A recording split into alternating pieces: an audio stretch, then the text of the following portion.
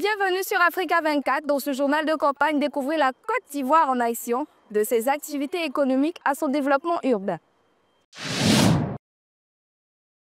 Dans le but de présenter les potentialités minières et énergétiques de la Côte d'Ivoire au monde entier, les autorités ivoiriennes ont lancé, lundi 1er juillet 2024, la première édition du Salon international des ressources extractives et énergétiques, CIREX. Placée sous le thème « Développement durable des industries extractives et énergétiques, quelle politique et stratégie ?» La première édition du CIREX se tiendra du 27 novembre au 2 décembre 2024. En raison de leur savoir-faire dans le domaine des hydrocarbures et l'exploitation des hydrocarbures, la Norvège, l'Allemagne, le Botswana et la Zambie seront présents comme invités spéciaux. Au cours des dernières années, la Côte d'Ivoire a renforcé sa position dans les industries extractives et énergétiques par la mise en œuvre de vastes programmes sectoriels de relance et de réformes structurantes. Ces efforts ont permis de faire des découvertes importantes, conséquence d'une politique d'amélioration de l'environnement macroéconomique, de consolidation du climat de paix et de renforcement de la confiance vis-à-vis du secteur privé. Initiative majeure du ministère des Mines, du Pétrole et de l'Énergie, le CIREX s'inscrit dans la vision du président de la République, Alassane Ouattara, de faire du secteur des ressources minérales et de l'énergie le moteur d'une croissance soutenue et durable de l'économie ivoirienne. Ce salon vise à encourager les investissements privés, nationaux et internationaux dans le secteur des ressources extractives et énergétiques, tout en créant une plateforme d'échange et de collaboration incontournable pour les acteurs de ces industries en Afrique et dans le monde. Le CIREX servira également de vitrine pour faire connaître et vulgariser le secteur des industries extractives et énergétiques auprès du grand public et sera de ce fait un puissant levier pour promouvoir le contenu local. L'Afrique regorge de nombreux gisements en hydrocarbures et la Côte d'Ivoire est en train de se positionner sur ce marché international. En 2023, le pays a augmenté sa production de pétrole grâce au démarrage de l'exploitation du champ baleine. La production devrait davantage croître avec une deuxième phase d'ici à fin 2024 visant à atteindre 50 000 barils de pétrole par jour et 70 millions de pieds cubes de gaz naturel par jour. La Côte d'Ivoire est un moteur de croissance économique en Afrique de l'Ouest avec des perspectives très favorables pour 2025, la positionnant parmi les économies les plus dynamiques. Le pays a enregistré un taux de croissance annuel moyen du PIB de 6,5% entre 2021 et 2025, une nette accélération par rapport à 2024. La croissance est prévue autour de 6,3% en 2025, principalement grâce aux services à l'exploitation des hydrocarbures et des mines. Les réformes fiscales et de gouvernance du Plan national de développement 2021-2025 ont renforcé la confiance des investisseurs. Le défi majeur reste de transformer cette croissance macroéconomique en une amélioration concrète de la qualité de vie pour tous les Ivoiriens. C'est bien l'amélioration de la croissance, mais si cette croissance est axée uniquement sur les investissements et non sur le soft des aspects sociaux et éducatifs, et que ça ne crée pas des emplois induits à cette croissance, on a une croissance macroéconomique, mais on n'a pas une amélioration de la qualité de vie. Et le problème de la Côte d'Ivoire, c'est l'amélioration de la qualité de vie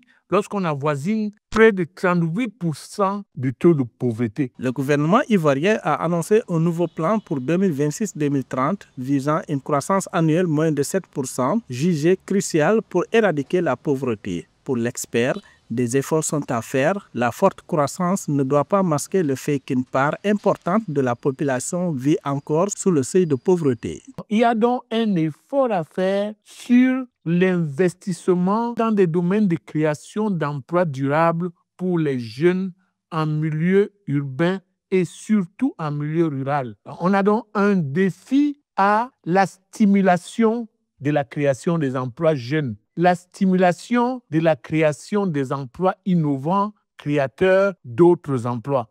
Selon le rapport 2025 de la Banque africaine de développement, BAD, La Côte d'Ivoire se distingue. Elle est l'un des 4 pays africains qui devrait dépasser le seuil de 7% de croissance en 2025, un niveau crucial pour une réduction significative de la pauvreté. Elle figure également parmi les 11 nations africaines qui se classeront dans les 20 économies à la croissance la plus rapide au monde en 2025. L'économie ivoirienne a longtemps reposé sur l'agriculture de rente, notamment le cacao et la noix de cajou, ce qui la rendait vulnérable aux fluctuations des prix mondiaux. En 2023, le secteur agricole représentait plus de 17% du PIB et employait plus de 40% de la population, soulignant son importance cruciale pour le pays. Face à cette dépendance, le gouvernement a mis en place une stratégie de diversification visant à renforcer la résilience économique nationale et à réduire la vulnérabilité du pays aux chocs externes. Le principal obstacle pour la diversification de l'économie ivoirienne, c'est des pesanteurs politiques qui ont fait que depuis longtemps, ce pays n'a misé que sur le cacao pour son développement économique. Alors, ce qu'il faudrait faire, c'est utiliser les atouts que possèdent ces pays, notamment une main-d'œuvre qualifiée, et utiliser les autres leviers, les autres atouts de l'économie ivoirienne, notamment les ressources minières et le pétrole que l'on vient de découvrir. Le pays appuie sa diversification sur 3 secteurs clés. L'agriculture industrielle produit 2,1 millions de tonnes de riz en 2023 et développe le caoutchouc et l'huile de palme. Le secteur minier s'étend avec un triplement des permis d'exploitation en 10 ans pour l'or, le lithium, le manganèse, le nickel et le coltan. Les services et le numérique connaissent une croissance rapide grâce à la modernisation des transports, à la digitalisation de la finance et au développement des télécommunications. Pour ce qui est des services, la Côte d'Ivoire a beaucoup d'atouts pour profiter de la bulle de l'économie numérique qui a ces derniers temps, qui fait que ce pays est, entre autres, locomotive de l'Afrique de l'Ouest et ça pourra devenir demain un modèle. Malgré des avancées, la dépendance aux matières premières et la nécessité d'investissement en formation, recherche, innovation et gouvernance freinent la transformation économique. Selon les experts, la diversification dépendra de réformes efficaces et de la surmontée de ces obstacles pour une économie stable et prospère. Le président de la Côte d'Ivoire, Alassane Ouattara, s'est adressé devant le Parlement réuni en congrès le mardi 18 juin 2024. Dans un discours de plus de 45 minutes, aux allures de bilan, le chef de l'État ivoirien s'est satisfait du secteur agricole de son pays. Selon lui, la Côte d'Ivoire se positionne comme une puissance agricole mondiale. La Côte d'Ivoire est une puissance agricole mondiale. Nous sommes en effet le premier producteur mondial de cacao, le premier producteur mondial d'anacarde, c'est-à-dire noix de cajou brute, le premier producteur africain de caoutchouc naturel, le deuxième producteur africain d'huile de palme et le 5e producteur africain de coton. Le secteur agricole est l'un des piliers majeurs de l'économie de la Côte d'Ivoire et occupe plus de la moitié de la population active du pays. Premier producteur mondial de fèves de cacao et de noix de cajou, la Côte d'Ivoire enregistre l'un des taux de croissance économique les plus rapides et soutenus en Afrique subsaharienne depuis plus de 10 ans selon la Banque mondiale. Notre ambition est de transformer une plus grande proportion de nos matières premières. Et à cet égard, notre pays est sur le point de devenir, à brève échéance, le premier broyeur mondial de fèves de cacao. Par ailleurs, notre objectif de transformation d'une plus grande quantité de noix brutes de cajou est à notre portée, si nous maintenons nos efforts dans la durée.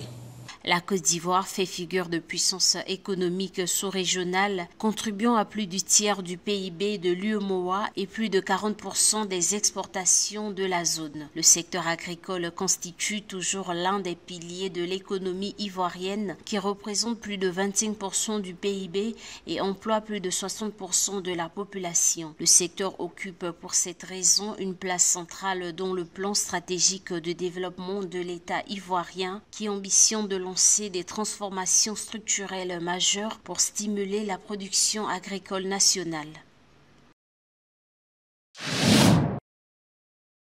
Ramener le déficit public sous la barre de 3% du PIB d'ici 2026 sans freiner l'investissement. C'est le pari ambitieux de la Côte d'Ivoire à l'heure où le pays entre dans une séquence électorale. Le déficit qui culminait à 6,6% du PIB en 2021 est passé à 5,1% en 2023 avec un objectif de 2,9% en 2026 conformément aux critères de convergence de l'UMOA.